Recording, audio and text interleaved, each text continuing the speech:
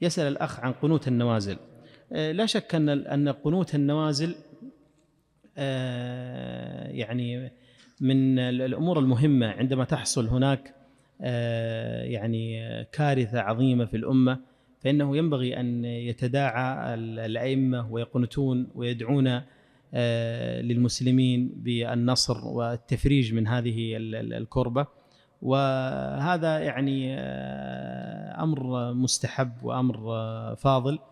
وقد بلغني أن المسجد الذي فيه الشيخ صالح الحيدان حفظه الله أنه يقنتون ويدعون لأهل السنة في العراق بعد المجازر الأخيرة التي حصلت. ولهذا ينبغي فعلا الدعوة لأهل السنة في العراق، ويعني الدعوة إلى أن الله عز وجل ينصرهم، بل إنه ينبغي علينا أن ننصرهم بكل ما نستطيع، أن ننصرهم بالدعم المالي، لأنه كثير من أهل السنة الذين هجروا من بغداد ليس لهم مأوى، خرجوا من بيوتهم. تخيل عائلة بأكملها يخرجون من بيوتهم، مئات العوائل ليس لهم مأوى مع هذا البرد القارس، ليس لهم مكان يجلسون فيه، وليس لهم مأوى، وليس لهم مأكل ولا مشرب، وليس فضلا عن الأوضاع المستشفيات المأساوية.